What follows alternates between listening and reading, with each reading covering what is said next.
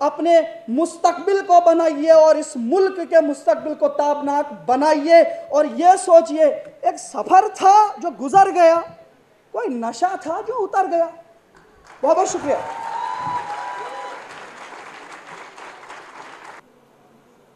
قابل احترام مہمان خصوصی، لیو فار ادرس فاؤنڈیشن کے سبھی ساتھیوں، مختلف ریاستوں سے اور جموں کشمیر کے مختلف اضلاع سے آئے ہوئے سبھی شرکا حضرات، السلام علیکم۔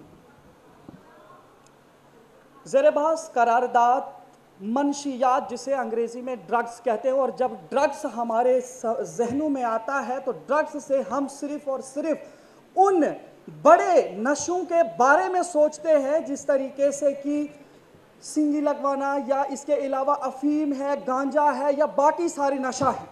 لیکن آپ اس بات کو سمجھیں، اگر آپ نشہ لفظ استعمال کریں گے تو نشہ اور منشیات سے آپ سمجھ جائیں گے کہ چھوٹے سے لے کر کے بڑے نشہ تک ہر ایک چیز ڈرگز ہے، یعنی کہ اس میں بیڑی، سگریٹ، پان یا اس کے علاوہ جتنے بھی چیزیں ہیں وہ ساری نشہ ہیں۔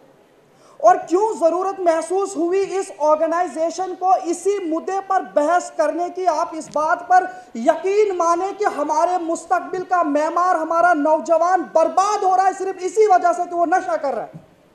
وہ نشے کی اس لت میں ملوث ہو چکا ہے۔ اور اسی لیے یہ ضرورت محسوس ہوئی کہ اس جیسے پروگرام پہ نیشنل یوتھ ایکسچینج کرایا جائے، جس میں ملک کی مختلف ریاستوں سے جموں کشمیر کے اندر لوگوں کو بلا کر کے منشیات جیسی مہلک اور لعنتی چیز کے بارے میں لوگوں کو بتایا جائے۔ جموں کشمیر میں ہی نہیں، ملک بھارت میں مختلف طریقے کے ایڈوکیشنل انسٹیٹیوشنز میں مختلف طریقے کی اویئرنیس پھیلائی گئی۔ بہت تعلیم عروج پر ہونے کے باوجود بھی کیا وجہ ہے کہ ہم سب لوگ اس منشیات جیسی مہلک بیماری میں ملوث ہو رہے ہیں؟ میں آپ کو اس بارے میں سب سے بڑی بات بتانے کی کوشش کروں گا، وہ یہ ہے کہ ایک ڈرگ مافیا ہے جو ایک سرکل چلا رہا ہے، جو ایک چین چلا رہا ہے، اور اس چین کا مقصد ہے نوجوانوں کو اس میں ملوث کرنا، ان کی زندگیوں کو برباد کرنا، ان کو ڈائریکٹ نہیں انڈائریکٹ فائر کرنا اور ان کی زندگیوں کو لینا اور پیسہ کمانا، اور اسی پیسے کی وجہ سے ہمارے ملک کے مستقبل کو وہ ڈبو رہے۔ اور یقین مانے کہ اگر ہمارا نوجوان، ہماری انرجی، ہماری پاور، ہمارے طاقتور نوجوان اس لت میں ملوث ہو گئے تو یقین مانے ہمارا ملک ختم ہو سکتا ہے۔ اور اگر ہمارا ملک بچانا ہے تو ہمارے نوجوانوں کو بچانا ہے، اور ان نوجوانوں کو ہر اس چیز سے بچانا ہے جو چیز ان کو اس ملک کے مستقبل سے روکتی ہے۔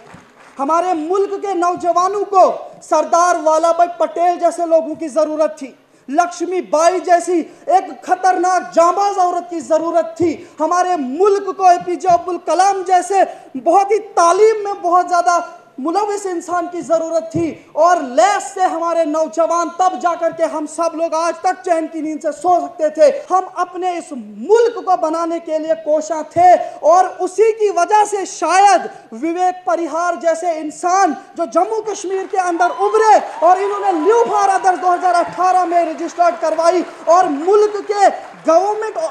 آفیشلز سے مل کر کے انہوں نے ان تمام چیزوں کو، ان تمام سماجی امور میں اپنا ایک بہت بڑا یوگدان دیا۔ صرف اپنا یوگدان نہیں بلکہ دیش کے کونے کونے سے ہر نوجوان کا یوگدان اس وقت وویک پریہار لے رہے ہیں۔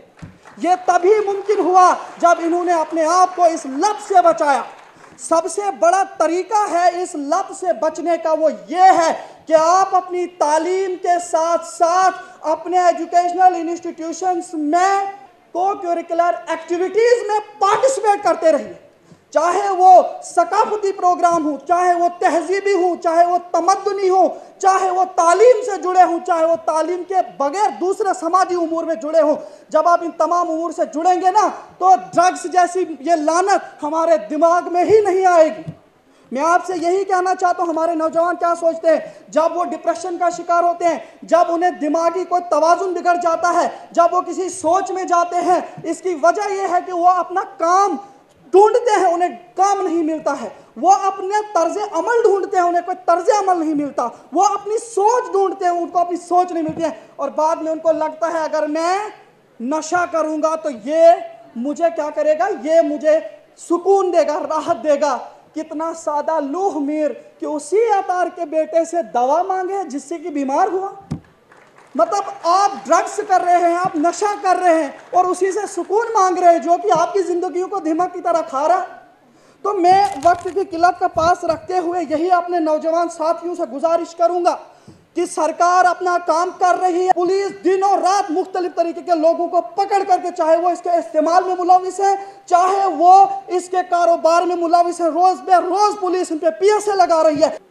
और दूसरी बात यह है कि अब वालिदैन की जिम्मेदारी है कि वो अपने बच्चों पर नजर रखें, असातिज़ा की जिम्मेदारी है कि वो अपने एजुकेशनल इंस्टीट्यूट्स में अच्छी तरीके से पनिश करें, इस बात पर सिर्फ अवेयरनेस नहीं फैलाएं, बच्चों को इन चीज़ों से रोकने की कोशिश करें।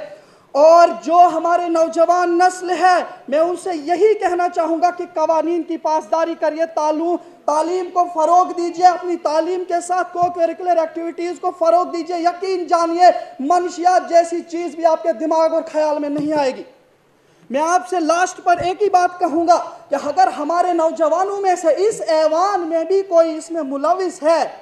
या इसके बाहर कोई मुलविस है, और अगर आपके साथियों में से कोई मुलविस है, आप जानते हैं, आप उन्हें यह कहिए कि इस मंशियात को छोड़ दीजिए, आप मुख्तलिफ तरीके की NGOs के साथ जुड़िए, अपने आप को समाजी खिदमात में लगाइए, अपने मुस्तकबिल को बनाइए और इस मुल्क के मुस्तकबिल को ताबनाक बनाइए। और यह सोचिए, एक सफ़र था जो गुजर गया, कोई नशा था जो उतर गया। बहुत बहुत शुक्रिया।